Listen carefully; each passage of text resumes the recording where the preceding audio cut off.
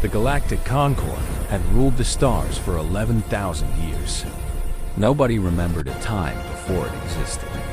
Nobody wanted to remember. The Concord was peace. The Concord was order. The Concord was everything. 1,200 different species lived under its protection. Some had scales. Some had feathers. Some were made of pure light. Some had no bodies at all and existed only as thoughts floating through space. But they all agreed on one thing: war was bad. War was something that primitive species did before they grew wise. War was a disease that civilized beings had cured long ago. The great fleets of the Concord were beautiful things. Their ships looked like crystals floating through the darkness. They glowed with soft colors and made gentle humming sounds as they moved. These ships had meditation rooms and art galleries. They had gardens where rare flowers grew under artificial suns. They had libraries containing the knowledge of 1,000,000 worlds. What they did not have was weapons. Not real weapons. They had small devices that could disable a ship's engines. They had tools that could create force fields. But actual weapons designed to kill and destroy, those had been banned for thousands of years. Nobody needed them. The Concord kept everyone safe. High Counselor Morthax was a being of great age and greater wisdom. His body was made of living crystal, and light passed through him in beautiful patterns when he spoke. He had served on the council for 300 years. He had seen disputes between species resolved through careful negotiation. He had seen economic disagreements solved through trade agreements. He had never seen war. He never expected to see war. That changed on what the Concord would later call the Day of Shadows. The first report came from a small colony on the edge of known space. The colony had stopped sending messages. This happened sometimes. Equipment failed. Storms disrupted communications. The Concord sent a repair ship to investigate. The repair ship never returned. They sent another ship. It also disappeared. Finally, they sent a full observation fleet, 50 crystal ships carrying scientists and diplomats. These ships had the best sensors in the galaxy. They could detect a single heartbeat from 1,000 miles away. They could analyze the chemical composition of a planet just by looking at it. What they found made no sense. The colony was gone. Not destroyed. Not abandoned. Gone. The buildings were still there, but they were empty shells. The ground was bare rock where forests had once grown. The oceans were empty pools of dead water. Every living thing on the planet had vanished. Even the bacteria in the soil were gone. The scientists ran their tests again and again. The results were always the same. Something had come to this world and taken everything that lived. Plants, animals, people, all of them. Gone. Perhaps they evacuated, suggested one diplomat hopefully. There are no ship trails, replied the lead scientist. No evidence of departure. They did not leave. They were taken. Before anyone could respond, the sensors screamed a warning. Something was coming. Something big. The observation fleet tried to run. They were fast ships, designed to cross vast distances quickly. But the things that came out of the darkness were faster. The Concord called them the Vethkai, a word that meant hunger that walks in one of the oldest languages. But the Vethkai had no name for themselves. Names were for beings that thought. The Vethkai did not think. They only consumed. Their ships were not built. They were grown. Massive things of flesh and bone and hatred, larger than moons, covered in eyes that saw in spectrums no other species could imagine. They moved through space like sharks through water, silent and inevitable. The observation fleet lasted 4 minutes. The council received one final transmission before the screaming stopped. They're eating us. The ships. They're eating the ships whole. Send help. Send anyone. Send. Then nothing. Morthax called an emergency session of the council. Representatives from all 1,200 species gathered in the Great Chamber, a room so large it had its own weather system. Clouds drifted between the pillars that held up its ceiling. Light filtered down from windows that showed different skies from different worlds. "We face a threat," Morthax announced. His crystal body pulsed with worried colors. A threat unlike anything in our recorded history. The representatives murmured among themselves. Threats were handled through diplomacy. Everyone knew this. "We will send ambassadors," declared Representative Yishina, a being that looked like a floating jellyfish made of silver threads. "We will negotiate. We will find common ground." "We tried," said Morthax. "We sent a diplomatic vessel with our best negotiators." The Vethkai did not respond to any communication attempt. They simply consumed the ship and everyone aboard. Silence fell over the chamber. Consumed. The word hung in the air like poison. "Then we will blockade them," suggested Representative Koth, a massive creature with 4 arms and skin like tree bark. "We will surround them and prevent them from spreading." "With what ships?" asked Morthax. "Our fleets are not designed for combat. They have no weapons." The Vethkai tore through our observation fleet like it was made of paper. More silence. The representatives looked at each other with growing fear. For the first time in 11,000 years, they faced a problem that could not be solved with words. The months that followed were dark ones for the Concord. The Vethkai spread across the outer systems like a plague. World after world went silent. The pattern was always the same. First the communications stopped. Then the scout ships disappeared. Then nothing remained but empty rocks floating in space. The Concord built new ships. They dug out old weapon designs from archives that had not been opened in millennia. They trained crews in combat tactics that nobody had practiced in generations. It was not enough that the Vethkai were not just hungry. They were clever. Their bioships adapted to every weapon the Concord developed. Energy beams that worked once never worked again. Missiles that destroyed one target were absorbed harmlessly by the next. The Concord was fighting an enemy that learned and evolved faster than they could invent. Worse, the Vethkai had weapons of their own. Their bioships could scream across the void of space, and that scream carried something terrible. Beings who heard it went mad. They saw things that were not there. They felt fears that had no name. Entire crews turned on each other, tearing themselves apart while the Vethkai watched and waited, and then moved in to feed.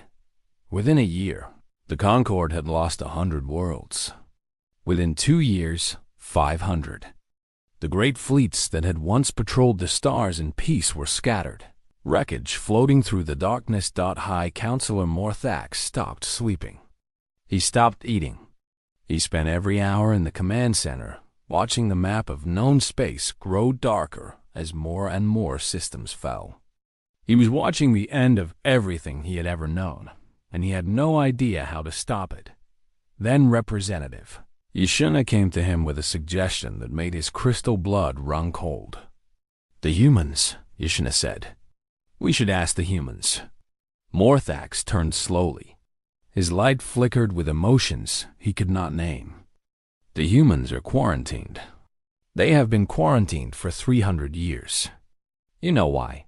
"I know why," Yishana agreed. "But I also know what they are. What they can do. We watched them, Morthax. For centuries, we watched them. That is precisely why we quarantined them." Humans. Even the word felt dangerous. The Concord had discovered humanity 300 years ago, when the primitive species had just started reaching beyond their home world. The Council had sent observers to study them, expecting to find the usual pattern. A young species learning peace, growing wise, preparing to join galactic society. They found something else entirely. Humans had spent their entire existence at war. Not war like the occasional border disputes other species experienced before they matured. Real war. Constant war. War as a way of life. They fought each other over land, over resources, over ideas, over gods. They developed weapons with terrifying creativity. When one weapon failed, they built a better one. When their enemies adapted, they adapted faster. But it was not just their talent for violence that frightened the council. It was their talent for enjoying it. They made art about war. They sang songs about it. Their children played games pretending to fight and kill. Violence was woven into every part of their culture, and they showed no signs of outgrowing it. The council made a decision. Humanity was too dangerous to integrate into galactic society. They were also too young to destroy. The Concord did not believe in genocide. So they chose a middle path, containment.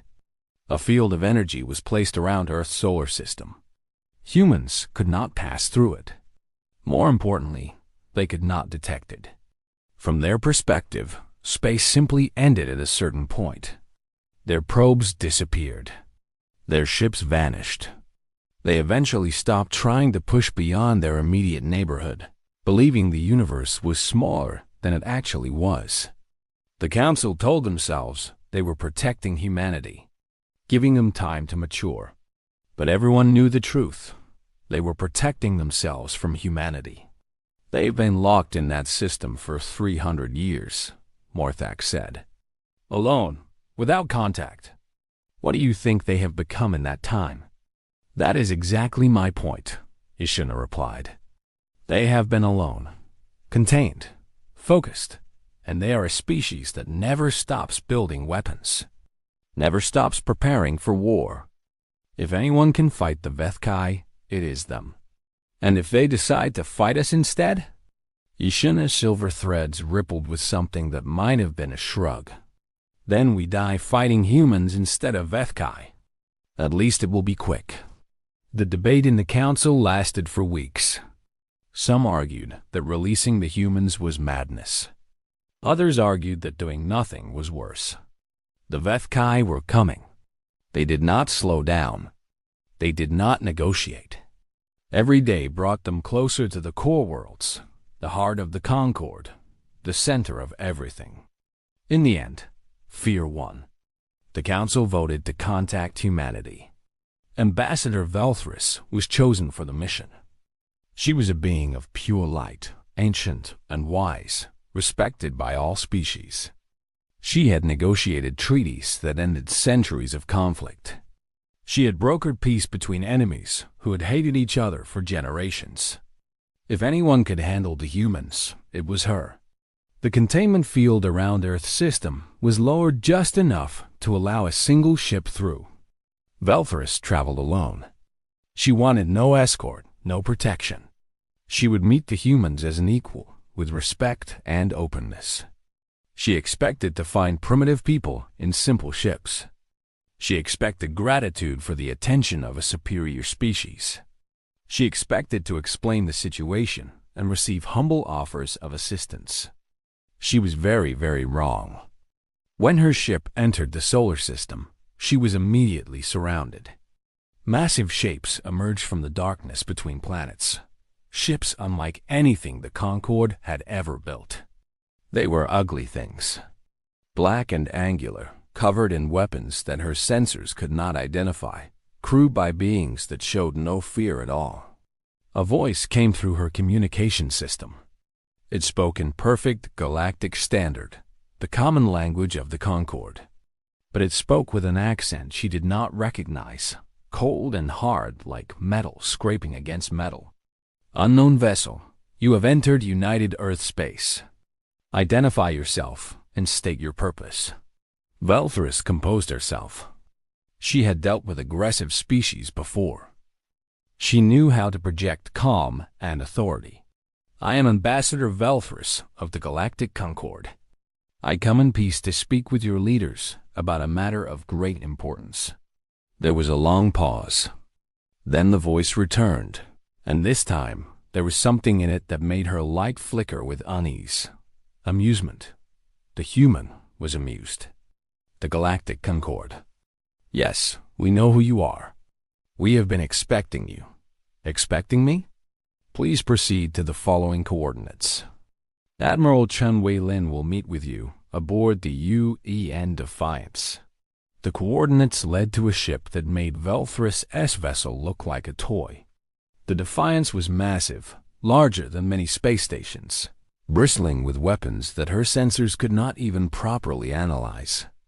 As she approached, she saw the symbols painted on its hull, a blue world surrounded by stars, and words in a human language that her translator rendered as Earth's shield. She docked and was escorted through corridors of gray metal by humans in matching uniforms. They walked with a purpose she had rarely seen.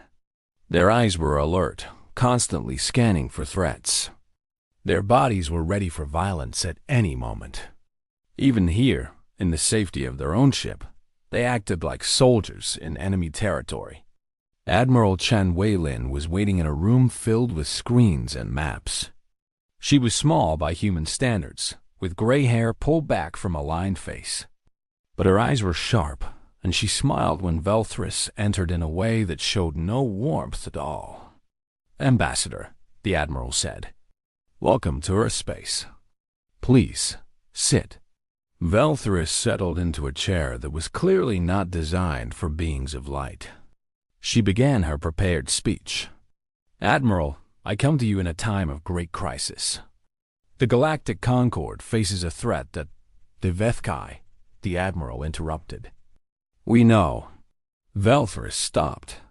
"You know? We have been monitoring Concorde communications for 300 years.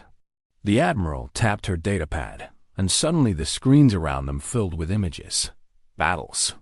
Destroyed worlds. The spreading darkness of Vethkai territory. We know everything. The invasion. The defeats. The Council's decision to contact us as a last resort. How is that possible? The containment field leaked. Your technology is impressive, Ambassador, but not perfect. We caught fragments of your transmissions. We learned your languages. We studied your ships. And we prepared." The Admiral stood and walked to a window that showed the stars outside. "For 300 years, we were locked in a cage. Told we were not ready. Told we were too primitive, too violent, too dangerous. And maybe you were right. We are violent. We are dangerous. But we are also patient." She turned back to Velthris, and her smile widened. "We knew someday the cage would open. We did not know why, but we knew it would happen. So we prepared. We built ships. We developed weapons. We trained soldiers. And now here you are, asking for help. Because everything you built in 11,000 years cannot stop creatures that we would have been fighting since the first day we entered space if you had let us." Velthris tried to speak, but no words came. She had prepared for many possibilities. She had not prepared for this. "You want humanity's help?" Admiral Chen asked. "You will have it. But understand this, we will not be your servants. We will not follow your rules. We will fight this war our way, with our weapons and our tactics and our people. And when it is over..." She leaned forward, and the light in her eyes was something Velthris had never seen before. Something ancient. Something hungry. "When it is over, we will talk about cages. We will talk about 300 years of imprisonment. We will talk about all the things the Concorde decided we were too dangerous to know." Velthris wanted to argue, wanted to explain, wanted to justify the Council's decisions. But looking at the Admiral, looking at the ships outside the window, looking at the maps of prepared battle plans on the screens around her, she realized something terrible. The Concorde had been right to fear humanity. They just had not been afraid enough. The news spread across the Concorde like fire through dry grass. Humanity was coming. After 300 years of silence, the caged species was finally being released. reactions varied. Some species felt hope. Perhaps these strange, violent beings could do what the Concorde could not. Perhaps they could stop the Vethkai. Perhaps they could save everyone. Others felt fear. They remembered why humanity had been quarantined in the first place. They had seen the recordings of human history, the wars, the weapons, the endless capacity for destruction. Inviting humans to fight the Vethkai might be like inviting a hurricane to stop a flood. The immediate problem might be solved, but what came after could be even worse. Fleet Commander Yothan belonged to the second group. He was a tall being with blue skin and 3 eyes, born on a world of endless oceans. His people had given up violence so long ago that they no longer had words for most weapons. The idea of deliberate killing was almost impossible for them to understand. He had been assigned to observe the human fleet as it emerged from the quarantine zone. His ship, a serene thought, was positioned at a safe distance with orders to watch and report. The council wanted to know exactly what humanity had built during their centuries of isolation. Lothan expected to see something primitive. Humans were young. They had been locked away from galactic technology. Surely their ships would be crude, their weapons simple, their numbers small. The containment field dropped at exactly the scheduled time. For a moment, nothing happened. Space remained empty and dark. Then the stars began to move. "What am I seeing?" Yothan asked, staring at his sensors. His aide, a younger officer named Keth, checked the readings twice before answering. His voice was shaking. "Ships, Commander." "Human ships. How many?" "I." Keth swallowed hard. "The sensors cannot count them all. They came through the breach like a river of steel." Warships of every size poured out of the quarantine zone in formations so precise they seemed choreographed. Small ships moved in swarms around larger vessels. Medium ships held formation with mathematical perfection. And behind them, emerging slowly like mountains rising from the sea, came the dreadnoughts. Yothan had seen the Concorde's largest ships. He had thought them impressive. But the human dreadnoughts made those vessels look like toys. Each one was miles long, bristling with weapons that his sensors could not identify. Painted in colors of black and gray that made them almost invisible against the darkness of space. "Ancestors preserve us," Keth whispered. "What have they been doing in there?" Yothan could not answer. He was too busy counting. His sensors had finally caught up with the numbers, and what they showed was impossible. 700 warships. Not counting the smaller support vessels. Not counting the transport ships. Not counting the specialized craft whose purposes he could not guess. 700 warships, each one designed from the ground up for a single purpose: destruction. The Concorde's entire fleet. Gathered from 1,000 worlds, numbered perhaps 200 combat-capable vessels. Most of those were converted merchant ships with hastily added weapons. None of them were truly built for war. Humanity had built 700 warships while locked in a cage, cut off from the galaxy, with only their own resources and their own determination. And Yothan suspected that these were only the ships they were willing to show. A communication request came through. Yothan accepted it with trembling hands. Admiral Chun Wei-Lin's face appeared on his screen. She looked exactly as the reports had described. Small, gray-haired, with eyes that missed nothing. "Fleet Commander Yothan," she said. "Thank you for coming to meet us. I hope our fleet does not alarm you." Yothan tried to find words. "Admiral, the size of your force. We did not expect. We have been preparing for a long time, Commander. And now we are ready to help. I trust the Council received our proposed battle plans?" Yes, they are being reviewed." The Admiral's smile did not reach her eyes. "Good. We move toward the Kessler system in 6 hours. The Vethkai have a major force gathering there. We intend to destroy it. 6 hours? But the Council has not approved, Commander. The Admiral's voice was patient but firm. The Concorde asked for our help. We are giving it. We will destroy the Vethkai wherever we find them, using whatever methods we choose. The Council can approve or disapprove as they wish. It will not change our actions. The transmission ended. Yathan sat in his chair for a long moment, trying to process what he had seen and heard. Commander? Keth asked. What do? We follow them, Yathan said quietly. We watch. And we pray to our ancestors that we never give them a reason to turn those ships toward us. The human fleet moved through Concorde space like nothing Yathan had ever seen.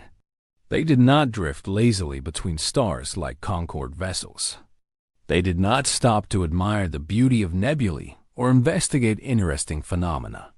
They moved with purpose, always forward, always toward the enemy dot as they traveled. Yathan learned more about human ships than he had ever wanted to know. His sensors worked constantly, analyzing everything they could detect. What they found was terrifying. Human ships had no gardens, no meditation chambers, no art galleries. Every inch of space was dedicated to warfare. Their hulls were layered with armor so thick that Yathan's weapons would barely scratch the surface. Their engines burned fuel at rates that would bankrupt most species, all for the sake of speed and maneuverability. And the weapons. Oh, the weapons. Railguns that accelerated metal slugs to speeds approaching light itself. Missiles in numbers beyond counting, each one carrying warheads of terrifying variety. Energy weapons that burned in frequencies the Concorde had never explored. Point defense systems so dense that approaching them would be like flying into a wall of fire.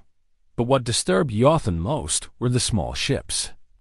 Every major vessel carried dozens of them, tiny craft barely large enough for a single pilot. The Concorde had abandoned crude combat vehicles thousands of years ago. The casualty rates were unacceptable. Automated drones could do the same job without risking lives. Humans apparently disagreed. They filled those tiny ships with their own people, sent them into combat knowing many would die, and called it acceptable. Why do they do it? Keth asked one evening.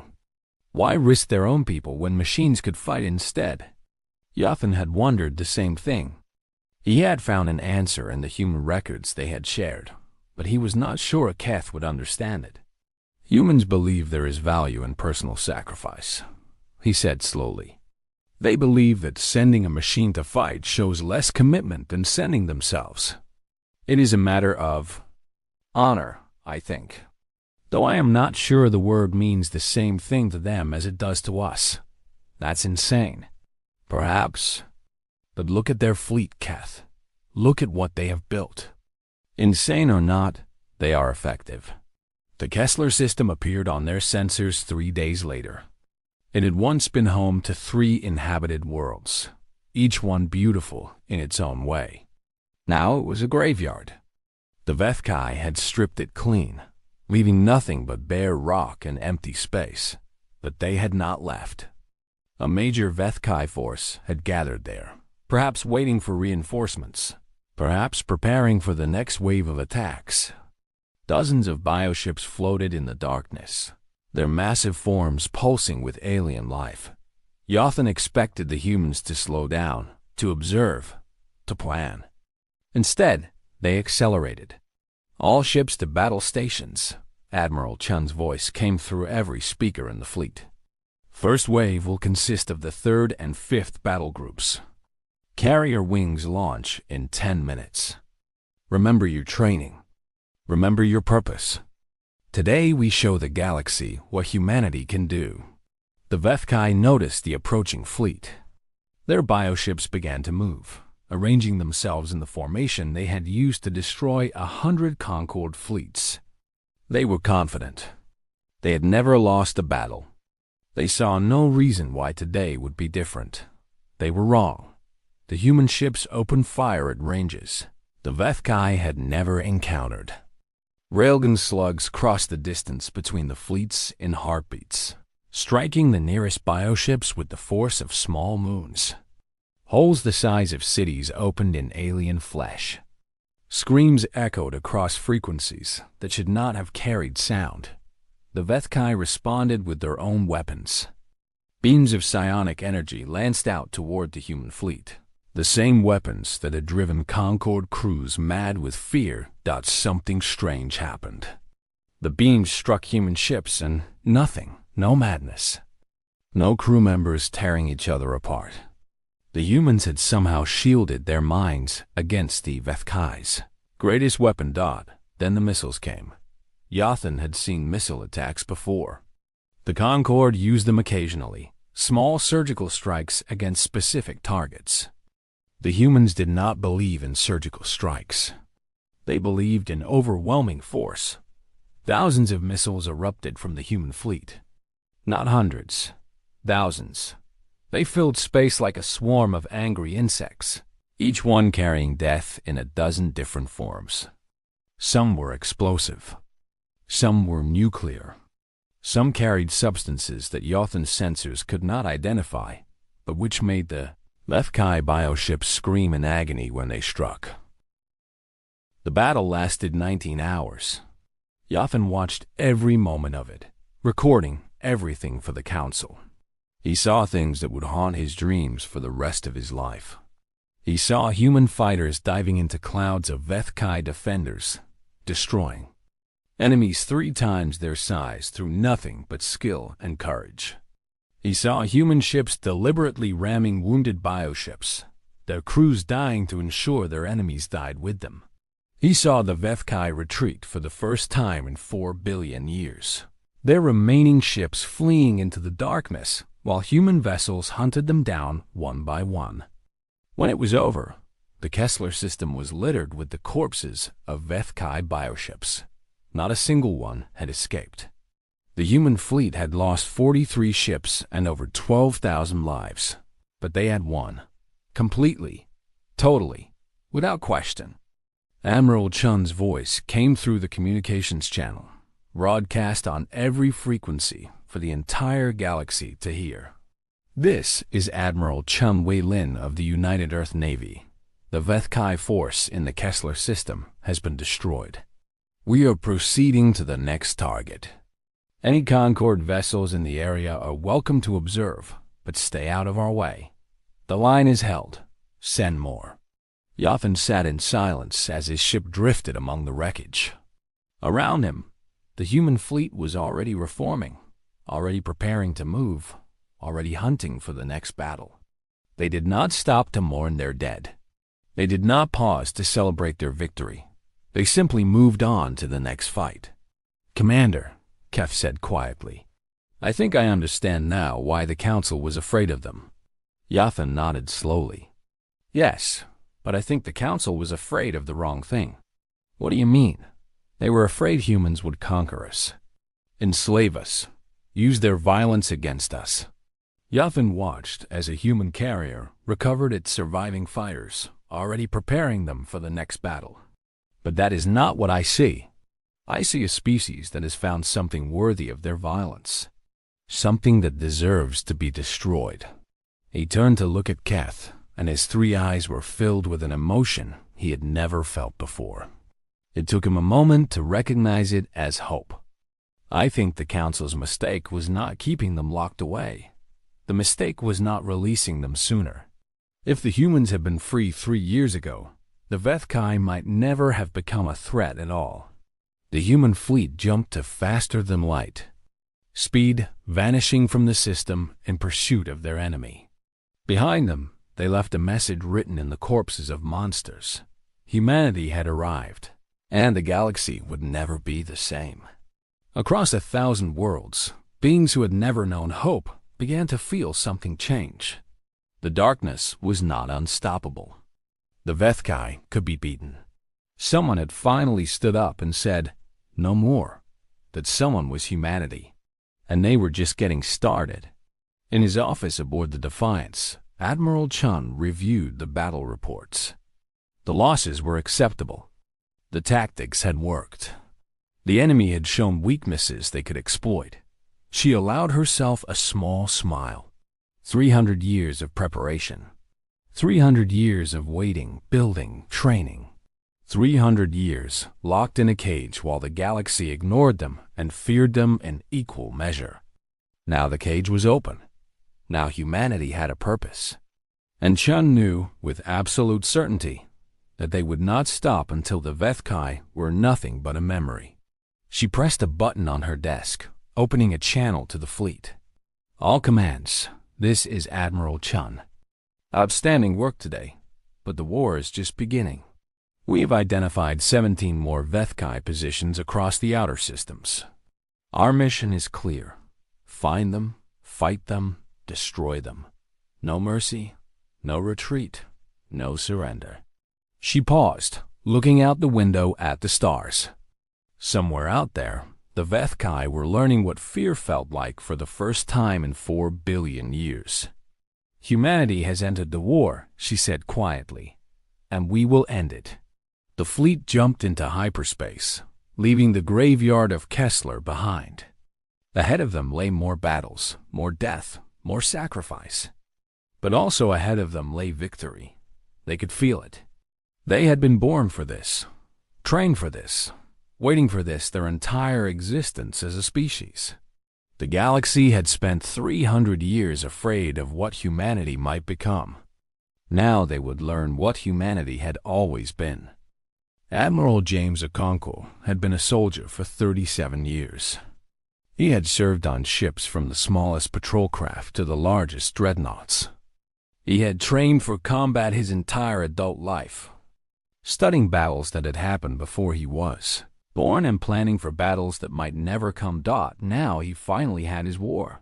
He stood on the bridge of the UN Thermopylae, flagship of the 3rd Battle Group. Around him, his crew moved with calm efficiency, checking systems and monitoring sensors. They were good people, trained, ready. Some of them would die today. Okonkwo accepted this the way he accepted the stars and the darkness. It was simply part of the universe. Admiral, his tactical officer, reported. Vethkai fleet detected at the edge of the system. Approximately 170 bioships, including 3 high vessels. Okonkwo nodded. High vessels were the largest Vethkai ships, massive things that served as mobile command centers for their mindless fleets. Destroying them would cripple the enemy's coordination. Of course, they were also the most heavily defended targets in the system. How many ships do we have? He asked.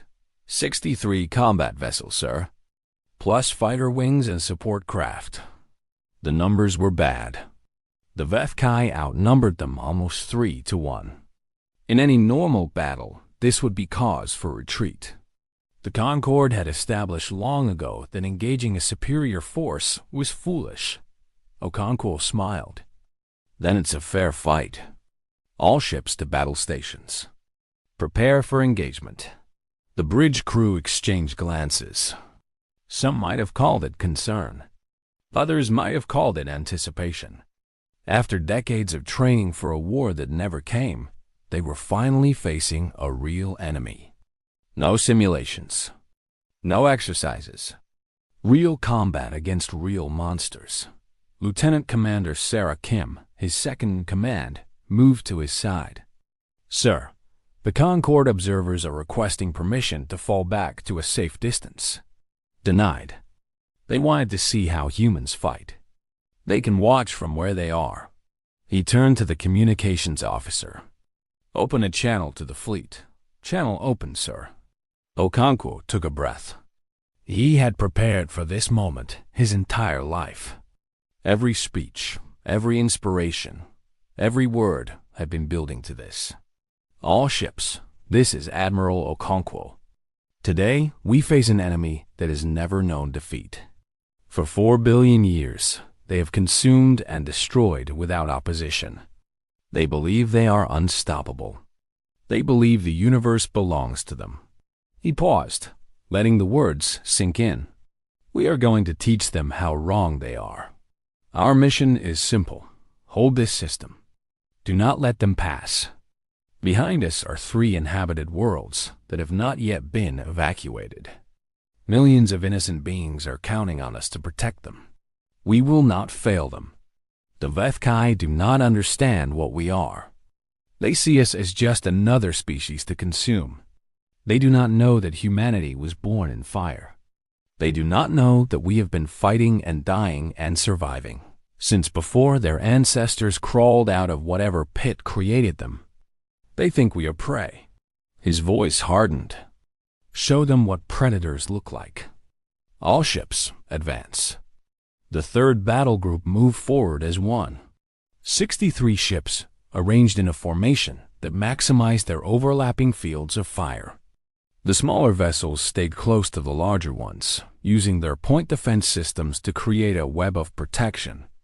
The carriers hung back, preparing to launch their fighters at the optimal moment. The Vethkai saw them coming. Their bioships began to shift, arranging themselves in the familiar attack pattern that had destroyed so many Concord fleets.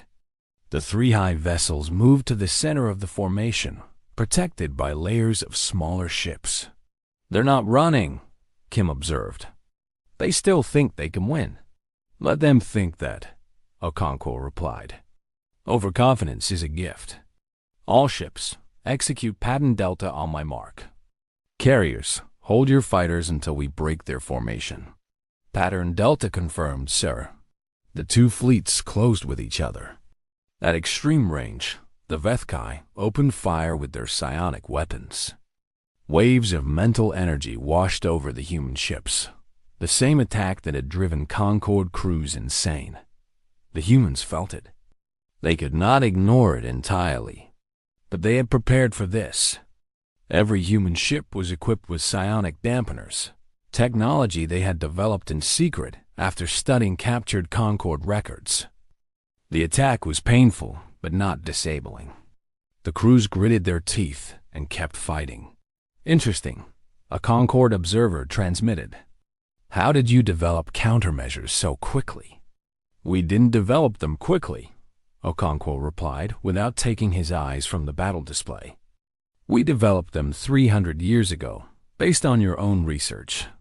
You just never thought to use them because you never expected to need them. The fleets entered weapons range. Okonkwo raised his hand. All ships, mark. The human fleet opened fire with everything they had. Railguns sent tungsten slugs screaming across space at near light speed. Missiles erupted from launchers by the thousands. Energy weapons painted the darkness with killing light. The Vethkai formation shattered. Ships that had never known damage found themselves torn apart by forces they could not comprehend. Their adaptive armor, which had stopped every Concord weapon, could not handle the sheer variety of human attacks. Every weapon used different principles. Every missile carried a different payload. By the time the bioships adapted to one threat, 3 more were already killing them. Launch fighters, Okonkwo ordered. From the carriers, swarms of small craft poured into space. Each one was piloted by a human being who knew they might not survive the next hour. Each one was willing to die for this victory. The Concord thought this was madness. Humans knew it was courage. The fighters dove into the Vethkai formation like wolves among sheep. They were too small and too fast for the bioship's main weapons. They targeted weak points, engine clusters, sensory organs, the gaps between armored plates. Where they hit hard. Pilot Officer Maya Chun flew her fighter through a storm of organic debris. Her targeting computer painted enemy weak points in red, and she hit every one. 3 kills. 5. 7. Her squadron was cutting a path through the Vethkai defenses toward the high vessels. "Bravo Squadron on me," she called. "We're going for the big ones." "Copy that, Bravo Lead. What's the plan?" Maya grinned behind her helmet. "Get close.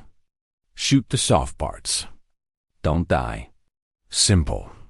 "I like it." The squadron dove toward the nearest high vessel. It was massive, larger than some moons, covered in eyes and weapons and things that Maya could not identify. Its defenses were formidable, shooting down 2 of her pilots before they even got close. But Maya was the best pilot in the 3rd battle group. She had earned that rank through 10,000 hours of simulation and training. Now she proved it was not just numbers on a record. She flew her fighter through gaps that should have been impossible, dodging weapons fire by instinct rather than calculation. Her shots hit critical systems with perfect precision. When her missiles ran out, she used her cannons. When her cannons overheated, she used her ship itself, ramming into a sensor cluster and tearing it apart with her hull before pulling away at the last second. The hive vessel shuddered. Warning signals erupted across its surface. Somehow, the tiny human had done what massive warships could not. She had heard it. "Good hit, Bravo lead," her wingman called. "The hive vessel is losing coordination. The smaller ships are going confused. Then let's keep the pressure on. All units, concentrate fire on the hive vessels. Take them down, and the rest will fall apart." Back on the Thermopylae, Admiral Okonkwo watched the battle unfold with grim satisfaction. His pilots were doing exactly what they had trained to do. His ships were holding their formations.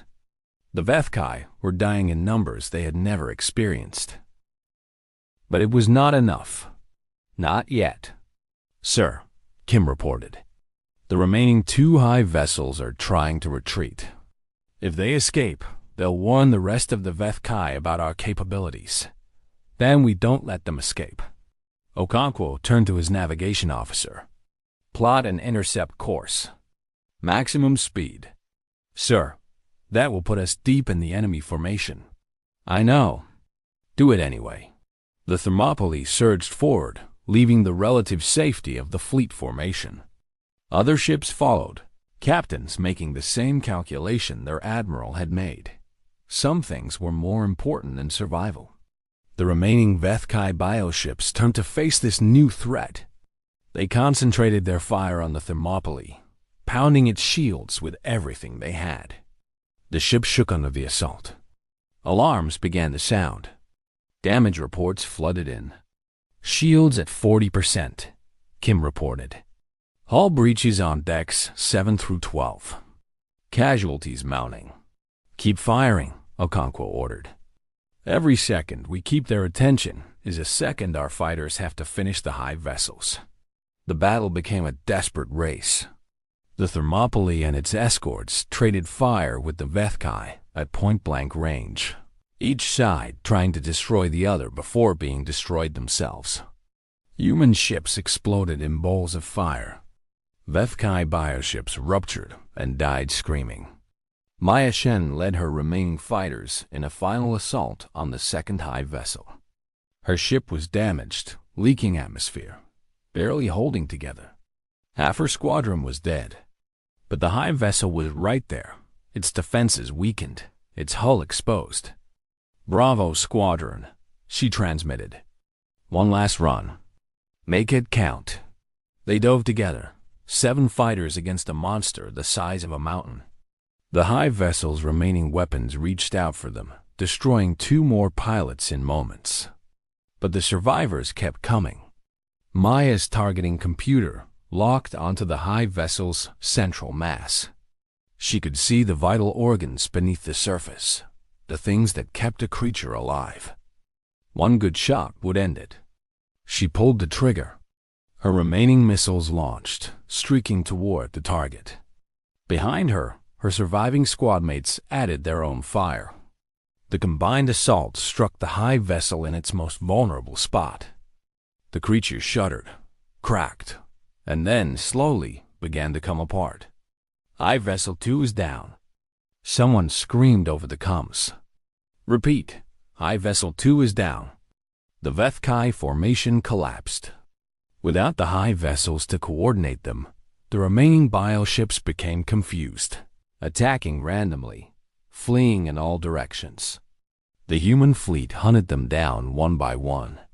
Admiral Okonkwo slumped in his chair as the last enemy ship was destroyed. The battle was over, They had won, but the cost had been terrible. "Damage report," he said quietly. Kim pulled up the numbers. Her voice was steady, but her eyes were not. 43 ships destroyed. 12,417 confirmed dead. Unknown number wounded. The Thermopylae itself has taken heavy damage, but remains operational. Okonkwo nodded slowly. 12,000 lives. Friends. Colleagues. People who had trusted him to lead them into battle. Gone. But behind them, millions of innocent beings on 3 worlds would live another day. They would have time to evacuate now, time to escape to safety. 12,000 lives had bought that time. "Open a channel," he said. "All frequencies." "Channel open, sir." Okonkwo stood. His uniform was singed. His face was streaked with sweat and smoke. But his voice was strong. "This is Admiral James Okonkwo of the United Earth Navy, 3rd Battle Group. The Vethkai force in this system has been destroyed. 170 enemy vessels confirmed killed. No survivors." He paused, letting that sink in across the galaxy.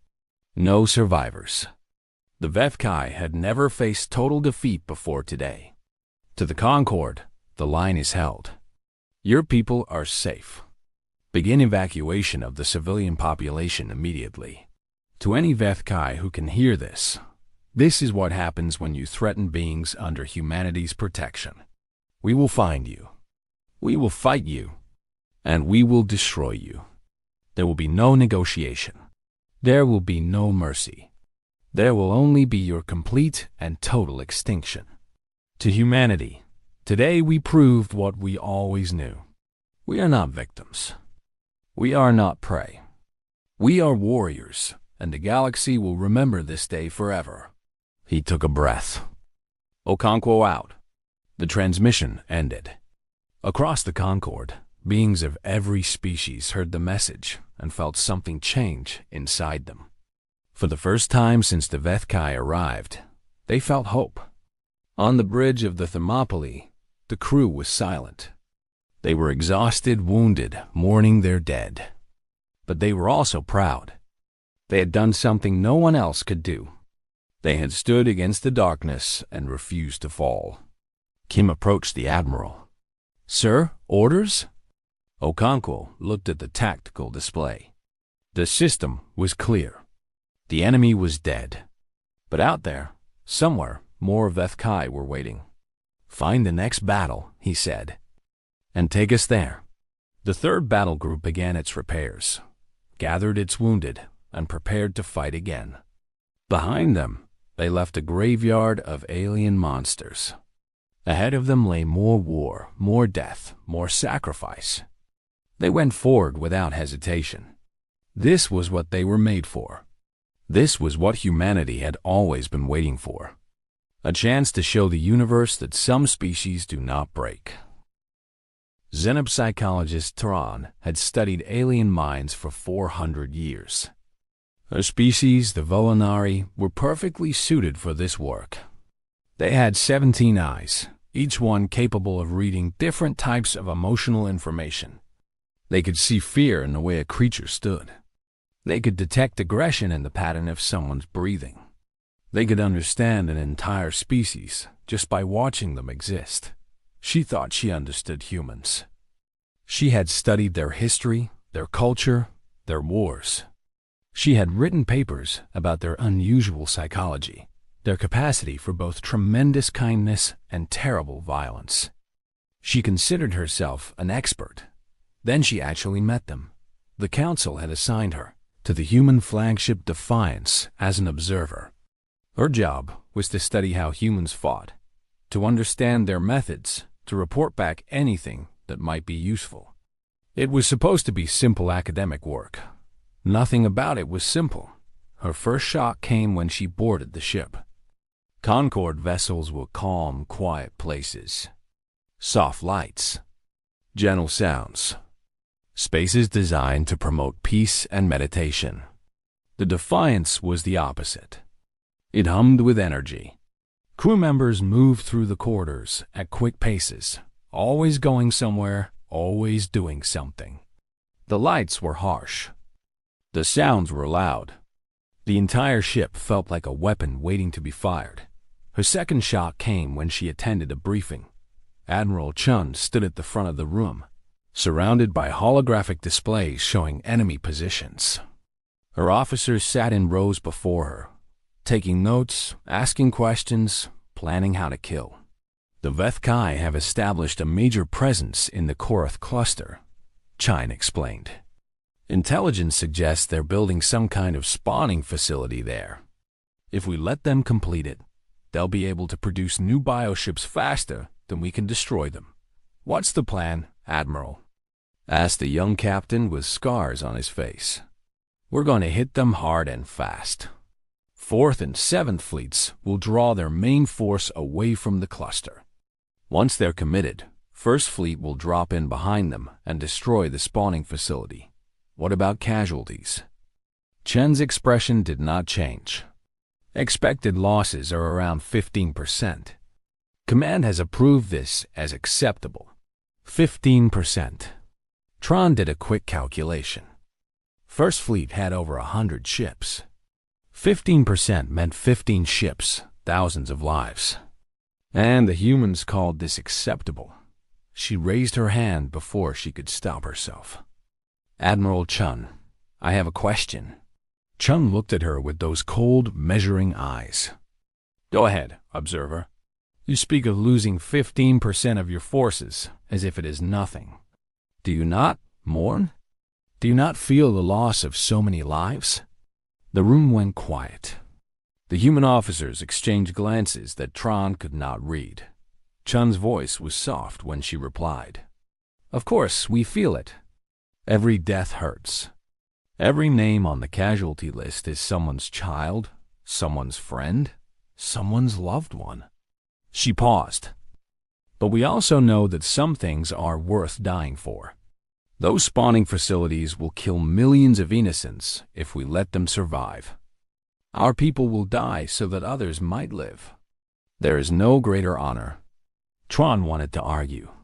Her species had given up violence so long ago that the very idea of dying for a cause was foreign to her. But looking at the faces around her, she saw no doubt. No fear. Only determination. You truly believe this, she said. We know this, Chun replied. It is who we are. Now, if there are no more questions, let's discuss the tactical details. The meeting continued. Tron watched and listened, her 17 eyes recording everything. She was beginning to understand something about humans that her papers had never captured. They were not violent because they enjoyed it. They were not aggressive because they could not control themselves. They had simply made peace with a truth that other species could not accept. Sometimes, violence was necessary. Sometimes, death was the only answer. And when that time came, humans did not hesitate.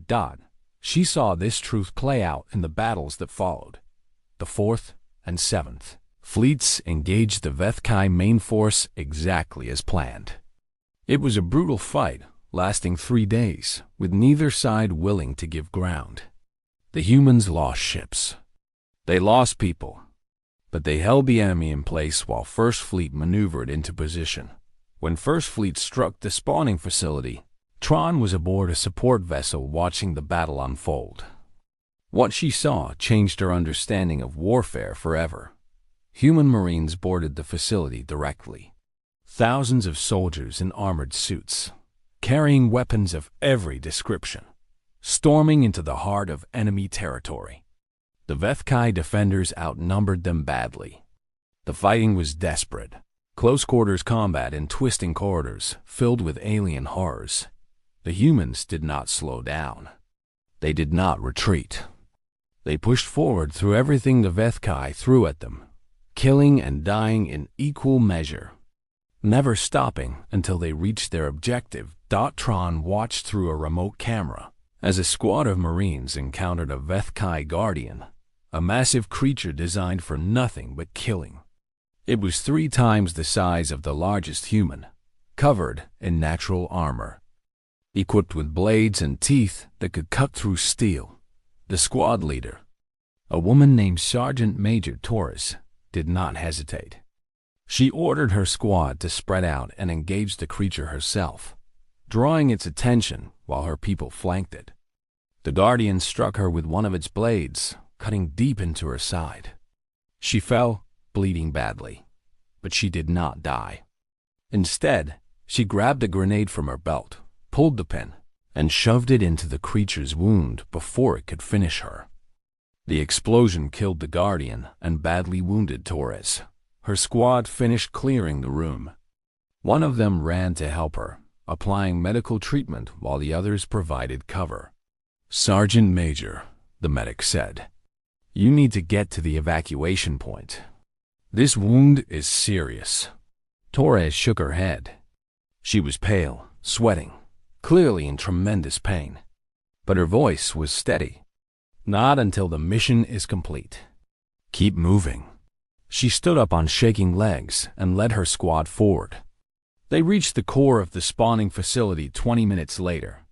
Torres was barely conscious by then, held up by 2 of her soldiers.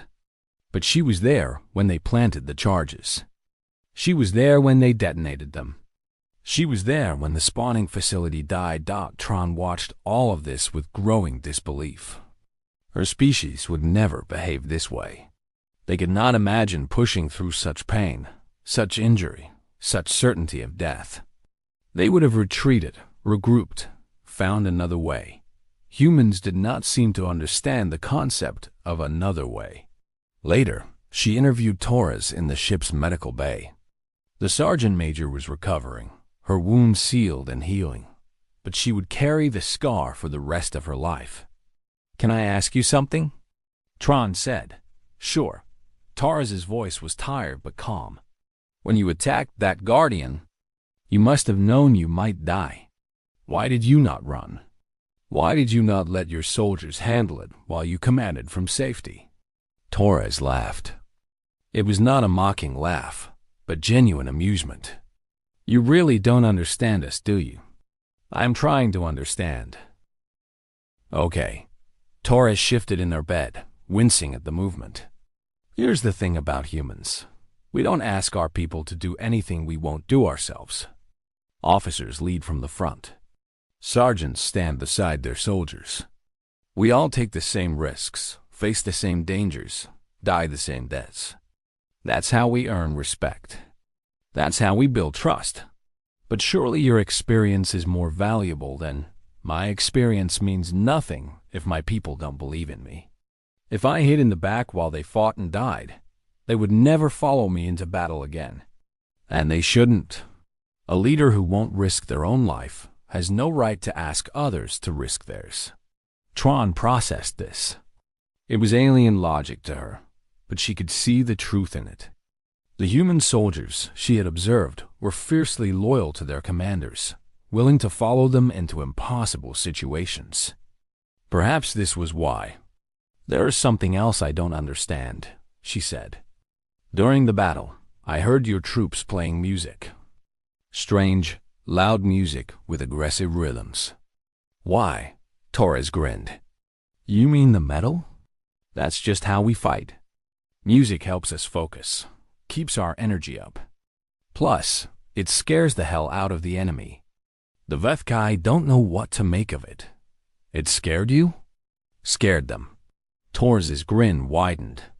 "They're used to enemies who go quiet when they're afraid. Enemies who run. We come at them screaming and blasting music and laughing while we fight. It messes with their heads. They don't know how to process predators that enjoy hunting them." Tron noted this. She had seen the recordings. Human soldiers did not just fight. They fought with what almost looked like joy. They made jokes during battles. They celebrated kills. They turned the horror of combat into something that looked almost like a game. "Do you enjoy killing?" she asked quietly. Torres's expression became serious. "No, nobody sane enjoys killing. But we do enjoy winning. We enjoy protecting our people. We enjoy protecting our people. We enjoy proving that we're stronger than whatever is trying to hurt us. The fighting itself isn't fun, but the victory? The knowledge that you made a difference, that you saved lives, that you beat something that everyone said couldn't be beaten? She nodded slowly. Yeah, that part we enjoy. The war continued for years. Tron stayed with the human fleet through all of it, watching, learning, documenting everything. She saw battles that should have been losses turn into victories through sheer human determination.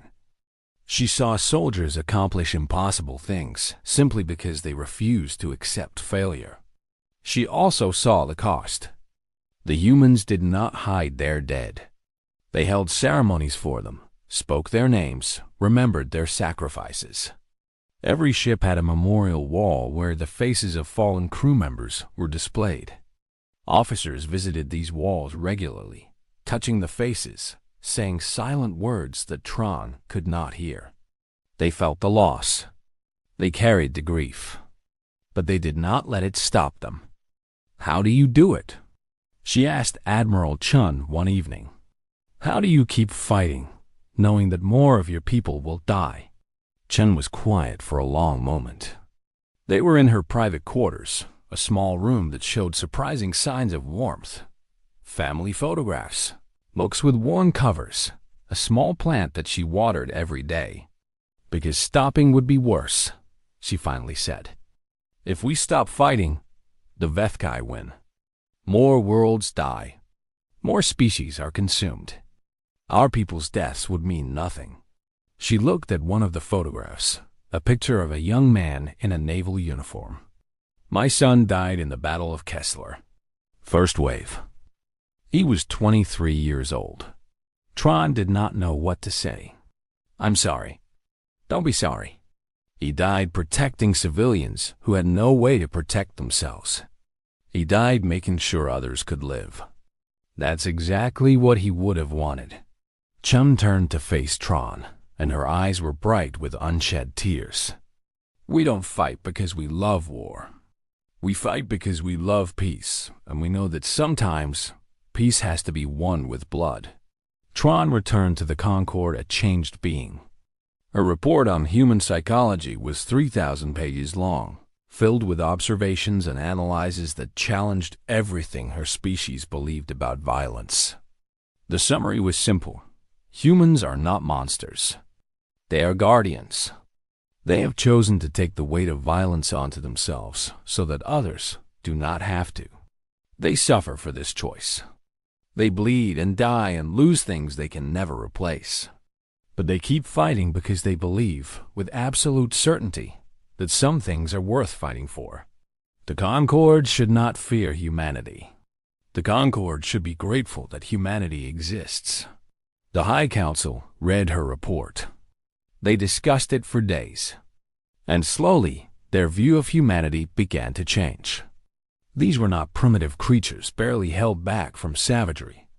These were beings who had looked at the full spectrum of their own nature, light and dark alike, and had chosen to use their darkness in service of the light. That was something the Concorde had never understood. They had tried to eliminate violence from their cultures, believing that was the path to civilization. Humans had taken another path. They had kept their violence, trained it, pointed it at things that deserved to be destroyed. Now the galaxy was learning that maybe, just maybe, the humans had been right all along. 7 years. 7 long, bloody, terrible years. The war against the Vethkai had stretched across the galaxy, touching every corner of known space. Worlds that had never known conflict learned what it meant to live in fear. Species that had forgotten the meaning of weapons learned to pray for salvation. And humanity delivered. They had fought battle after battle, losing thousands of ships and millions of lives. They had pushed the Vethkai back from the core worlds, then from the mid-rim systems, then from the outer territories. Every victory came at a terrible cost. Every step forward was paid for in blood, but they never stopped. They never slowed down. They never asked if the price was too high. Admiral Chen Weilin stood on the observation deck of the Defiance, watching the stars drift past. She was older now, her gray hair turned white, her face lined with years of stress and grief. She had lost friends in this war.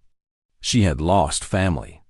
She had ordered attacks that killed people she knew and loved, but they had won.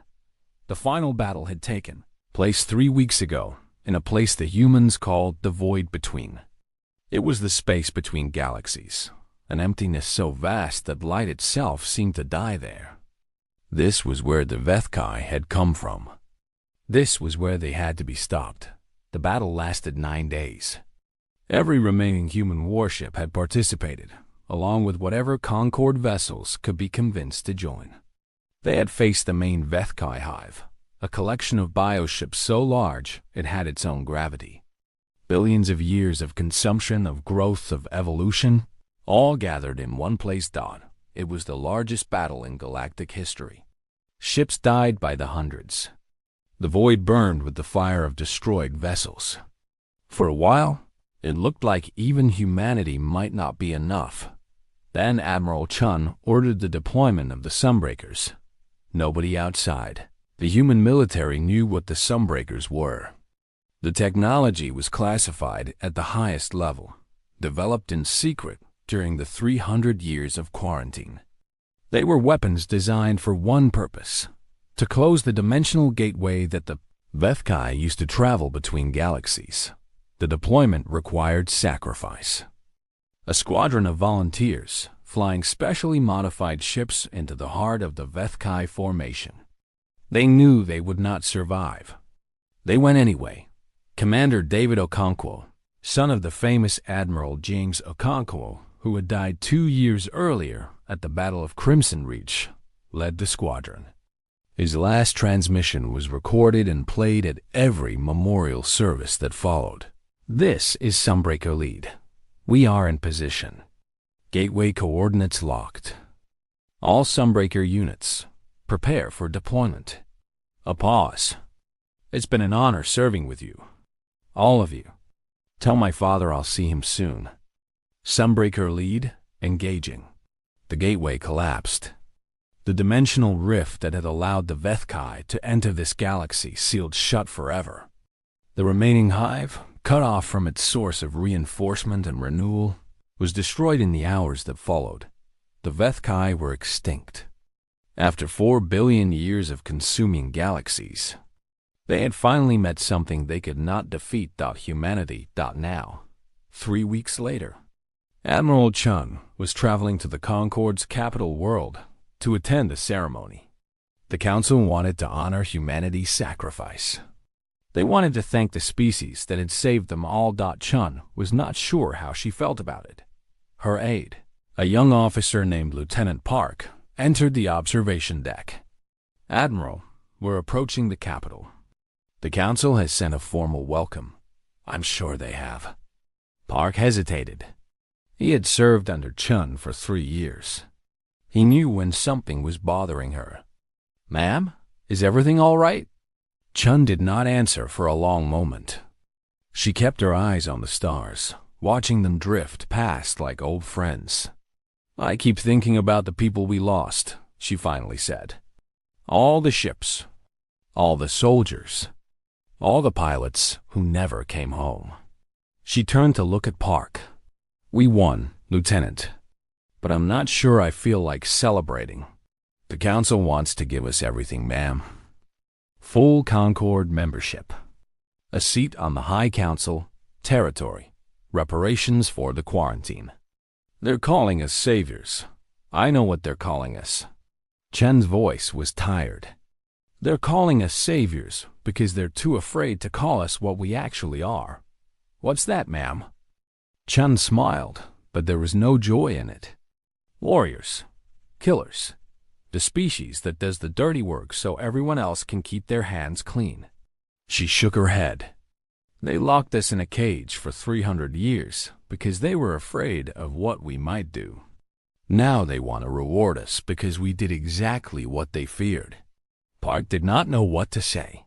He was young enough that the quarantine was just history to him, something that had happened before he was born. But Chun remembered. She remembered the anger, the frustration, the knowledge that the galaxy had abandoned them because they were different. "What will you tell them, ma'am?" "The truth," Chun said. "I'll tell them the truth." The ceremony took place in the great chamber of the Concord, the same room where the decision to contact humanity had been made 7 years ago. Representatives from all 1,200 species were present. The room was decorated with banners and lights. Music played from hidden speakers. It looked like a celebration. High Counselor Morthax stood at the podium, his crystalline body glowing with pride and relief. He had survived the war, barely. He had watched his civilization nearly fall. Now he watched it celebrate its salvation. "We are gathered here today to honor the species that saved us all," he announced. "Humanity came to us in our darkest hour. They fought battles we could not fight. They made sacrifices we could not make. They bled and died so that we might live." He gestured toward Chun, who stood in the center of the chamber surrounded by her surviving officers. "Admiral Chun Wei-Lim, on behalf of the Galactic Concord, I offer you our deepest gratitude. And I offer humanity everything we have to give. Full membership in the Concord, a permanent seat on the High Council, and sovereignty over any unclaimed territories you wish to settle. You have earned this and more." The chamber erupted in applause. Beings of every shape and size clapped, stomped, and made whatever sounds indicated approval in their cultures. The noise was tremendous. Chun waited for it to die down. Then she stepped forward. "Thank you, High Counselor. The Concord's gratitude is appreciated." She paused, looking around the chamber at all the alien faces watching her. "But I must respectfully decline your offer." The silence that followed was absolute. Morthax's light flickered with confusion. "Decline? I don't understand. Humanity does not want membership in the Concord. We do not want a seat on your council. We do not want your territory or your reparations." Chun's voice was calm but firm. "What we want is to be left alone to do what we do best, protect. But surely you deserve recognition, reward. After everything you have sacrificed, we sacrificed because it was right, not because we expected payment." Chun stepped closer to the podium, her eyes meeting Morthax. "You locked us away for 300 years because you were afraid of what we might become. You weren't wrong to be afraid, but you were wrong about why." She turned to address the entire chamber. "You feared we would conquer you, enslave you, do to you what the Vethkai did. That was never our intention. We build weapons because we know better than any species alive how quickly peace can shatter.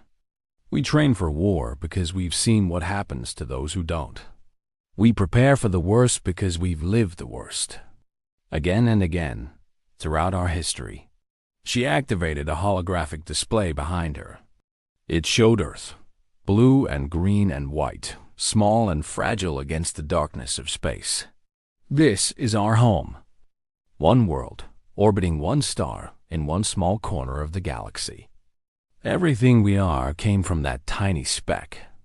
And from that tiny speck, we spread across our solar system, then across the stars, always reaching, always growing, always surviving." The display changed to show images from the war. Ships in battle, soldiers fighting, the memorial walls covered with faces of the dead. "We lost millions in this war. Millions of our sons and daughters, our mothers and fathers, our friends and lovers. We felt every death. We mourned every loss. But we kept fighting because we knew that if we stopped, you would all die." Chun's voice hardened.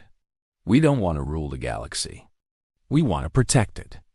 Not because you deserve it, frankly. Many of you don't, but because it's the right thing to do. Because someone has to stand in front of the darkness and say no further. And if that someone has to be us." She smiled, and it was not a gentle expression. Well, we've had a lot of practice. The chamber was silent. Chun let the silence stretch, then continued. Here is what humanity proposes.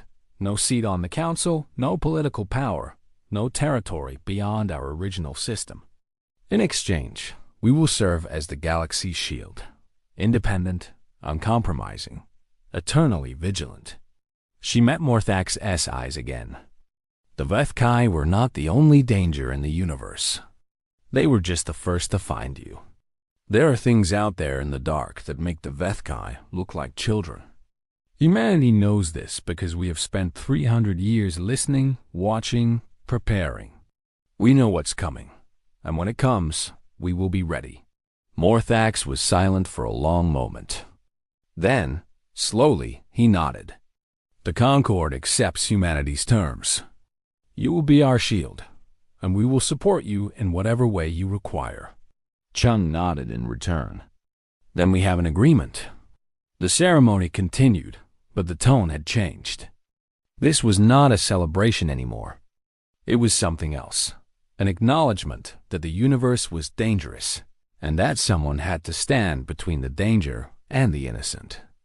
Humanity had accepted that role willingly. In the months that followed, the galaxy settled into an uneasy peace. The Vethkai were gone, but the scars of their invasion remained. Worlds needed rebuilding. Refugees needed homes. The Concord had work to do. Humanity went back to preparing. They expanded their shipyards. They improved their weapons. They trained new soldiers to replace the ones they had lost. They watched the edges of known space with sensors that could detect threats light years away. And in the deepest voids, in the spaces between galaxies where things older and darker than the Vethkai stirred in endless hunger, something ancient became aware of what had happened. The Vethkai had been its children. Not its only children, but its favorites. It had sent them to consume, to grow, to prepare the way for its own arrival. They had never failed before. Now they were gone, destroyed by something small, something insignificant, something that should not have been able to resist. The ancient thing reached out with its vast consciousness, touching the edges of the galaxy where its children had died. It tasted the residue of battle, the echoes of violence, the strange energy signatures of weapons that should not exist. It asked its remaining servants what had happened. Humans, they whispered back.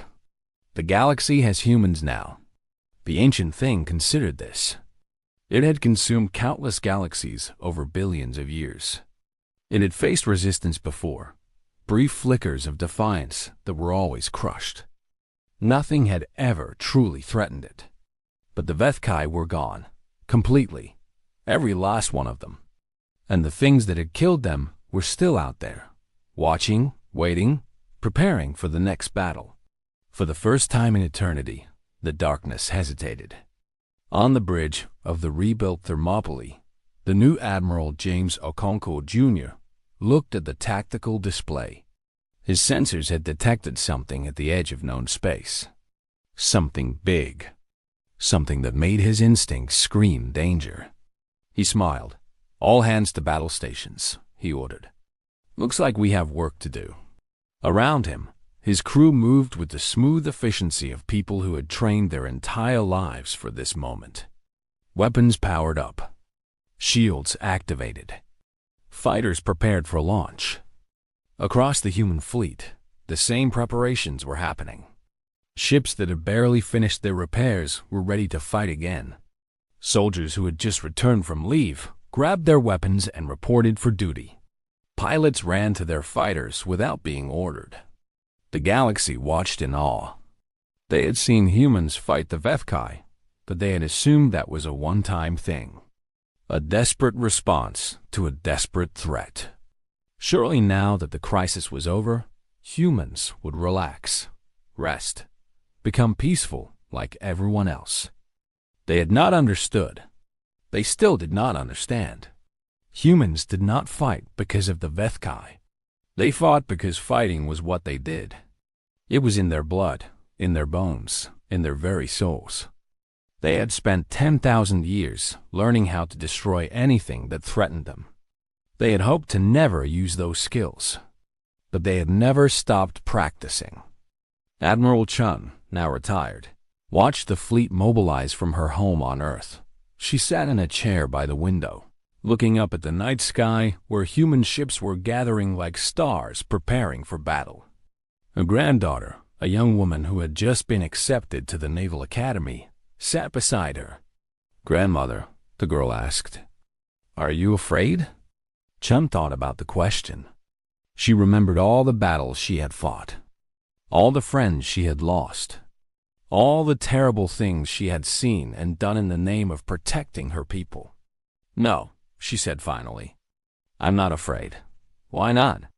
Chun reached out and took her granddaughter's hand. "Because I know what we are. I know what we can do. The darkness is coming, child. It's always coming. But we are humanity. We were born in fire. We were raised in conflict. We were forged by 10,000 years of war against ourselves and everything that tried to destroy us." She smiled, and in that smile was everything humans had ever been. The violence and the love, the fear and the courage, the darkness and the light. Whatever is out there, whatever is coming for us, we will face it together. We will fight it together. And we will win together. She looked back at the sky, where the fleet was now moving toward the unknown threat. We are humanity, and we are very, very good at violence. The ships jumped to faster than light speed, vanishing from view. Across the galaxy, species who had never known peace because of the Vethkai began their first night of untroubled sleep. They did not know what was coming. They did not know what waited in the darkness between galaxies. They did not know that the universe was full of things that wanted to consume them, destroy them, erase them from existence. But they knew one thing: humanity was watching over them. And as long as humans existed, nothing would touch them. The darkness continued to hesitate. In the vastness of space, in the spaces between stars where light never reached, the ancient thing observed the human fleet. It watched their ships move with purpose and precision. It saw their weapons, their shields, their endless preparations for war. It made a decision. Not yet, it thought. Not this galaxy. Not these creatures. For the first time in billions of years, the darkness turned away and went looking for easier prey. Behind it, humanity kept watching, kept preparing, kept standing guard over a galaxy that had once feared them and now depended on them. Some species were meant to be farmers. Some were meant to be artists.